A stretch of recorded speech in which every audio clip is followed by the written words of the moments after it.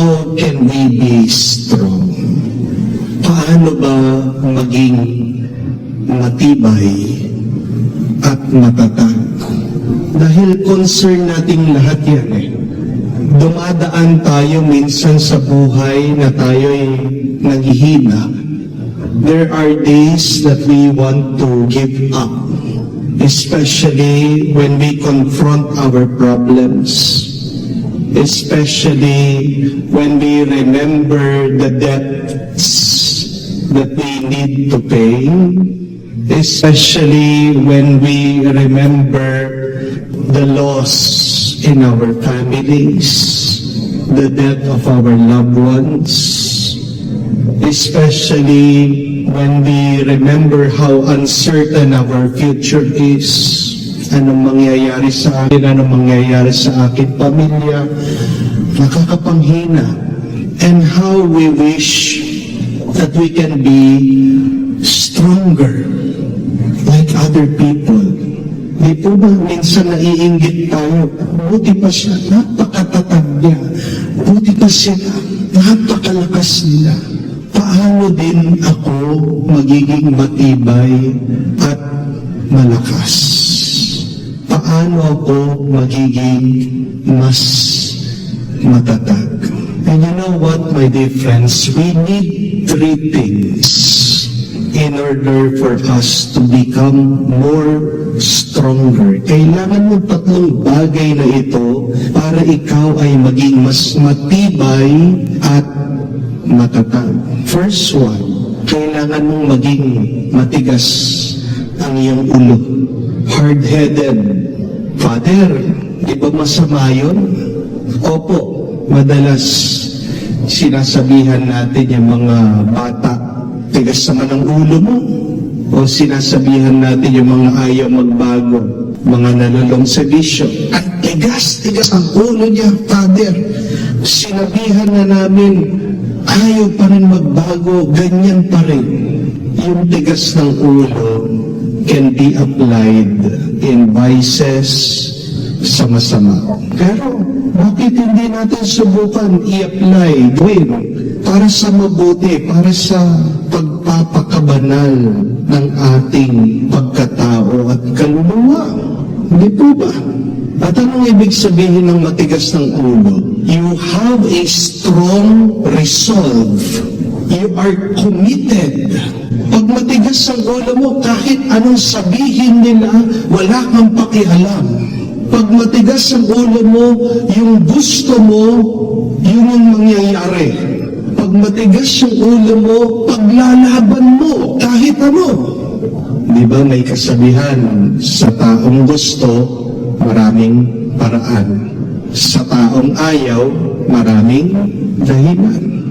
Bakit napakatibay niya? Bakit napakatatag niya? Bakit napakalakas niya? Kanyang lampasan lahat ng problema. Kasi yun yung gusto niya. Strong people have this strong desire. And they will go and get it no matter what. Walang problema sa kanila. Anumang maging hadlang, walang makakapigil sa kanila. Ask yourself, what do you really want in your life? At yun yung itanim mo sa iyong isip. Tigasan mo ang ulo mo at sabihin mo, ito ang gusto ko. Kung kayang gawin ng mga masasamang tao na maging matigas ang ulo, bakit hindi natin gawin din? Tayong mga may pangarap sa buhay na gusto nating mapabuti ang ating buhay at ang buhay ng ating mga pamilya. Walang masama kung matigas ang iyong ulo, lalong-lalo na kung ito ay para sa iyong pangarap. Walang masama kung matigas ang iyong ulo, lalong-lalo na kung ito ay makakapagpabuti sa iyo at sa ibang tao. Pero pangalawa, kailangan mo din ng malambot na puso.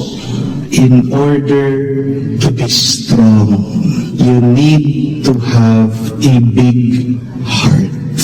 What does that mean? You need to love what you do.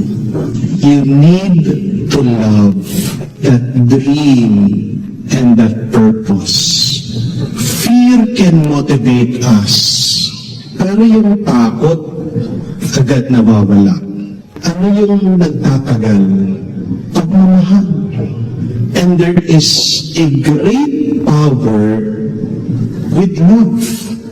Do not underestimate the great power of love. Meron po mga kwento tungkol sa mga magulang. Pag nakikita nila ang kanilang mga anak ay nasa panganib, lumilitaw po yung kanilang supernatural na lakas. Ang tawag po dyan, adrenaline. Meron pong isang nanay na nung naipit yung kanyang anak sa kotse, napakalakas ng nanay, nabuhat po niya. Meron pong tatay, nakikita niya, nahuhulog yung kanyang anak, napakabilis. Nasagip niya ang kanyang anak. Saan nang gagaling yung lakas na yun ng magulang? Sa pagmamahal sa kanilang mga anak. Ngayon, alam mo na ang rason bakit nangihina ka. Kasi nawawala na yung pagmamahal mo. Diba? Pag nawawala na yung pagmamahal mo sa asawa mo, pag nawawala na yung pagmamahal mo sa pamilya mo, tayo nangihina. Ano magpapalakas sa ating puso, ating pagmamahal? Have the heart, have a strong love. Malambot ang puso, puno ng pagmamahal. Yan ang nagpapatibay sa atin. Yan ang nagpapalakas sa atin. Pero pangatlo, at kahuli-hulihan, kailangan mo din magkaroon ng malaking pananampalataya, a strong faith. What does faith mean? It means you believe that nothing is impossible. Pag naniniwala ka na walang imposible, sige lang, lalakas ka, lalaban ka. Pero kung sa umpisa pa lang, sinasabi mo, hindi mangyayari yan. Di ba? Nangihina ka na. Anong ibig sabihin ng faith, ng pananampalataya? Ito din ay isang relasyon natin, isang magandang relasyon sa Diyos. Na naniniwala tayo, hindi tayo pababayaan ng Diyos. And if you have a good relationship, you will have great strength. But if you have a bad relationship, you will always feel weak. Kailan ka tumatapang? Kailan ka nagkakaroon ng lakas? Kung alam mo, meron kang kasama. Kailan ka napanghihinaan? Kung napansin mo, iniwan ka na mag-isa. Di ba? Kakayanin natin ang anuman suliranin. Kung alam natin, sama-sama tayo. Meron kang kasama, meron kang katuwang. Kaya nga napakahalaga po ng pananampalataya. Kasi kahit na mag-isa ka, iwan ka man ng asawa mo, magulo man sa pamilya, alam mo ang Diyos, hindi ka niya iiwan. Have that great faith. You will have that strength every day. And you will achieve the impossible. Alam niyo po ang tibay, ang lakas. Nasa atin na yan eh. Binigay na ng Diyos sa atin. God has already graced us with strength. Anong kailangan natin gawin? We need just to discover it within ourselves. Kailangan mo lang makita. Kailangan mong gisingin at kailangan mo pang palakasin. You need to to enhance it. Huwag mong hanapin sa labas. Huwag kang mainggit sa ibang tao na mas malakas kesa sa iyo. Kasi the good news is, my dear friends, you are already strong. We are already strong. We just need to believe it. We just need to remember it. We only need to feel it. It is already here.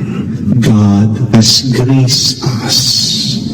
Kung nakayanan ng mga banal at martir na maging malakas sa gitna ng problema, kung kaya din ng ibang tao, kaya mo. And that is the good news.